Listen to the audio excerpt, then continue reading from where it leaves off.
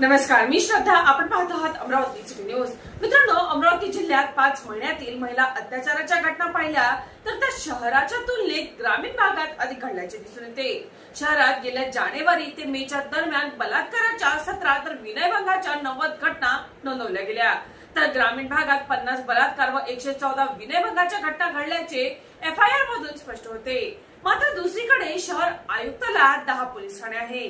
तर जिल्ह्याचा आवाका खूपच मोठा असून ग्रामीण मध्ये एकूण 31 पोलीस ठाणे आहे.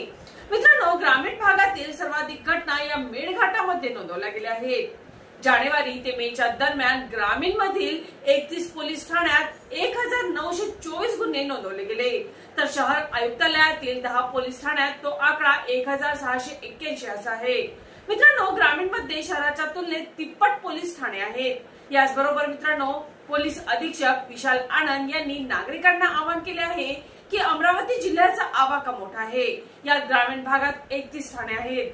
जवळपास सर्वच पोलीस ठाण्याची हद्द आणि त्यात समाविष्ट गावाची लोकसंख्या वाढली आहे.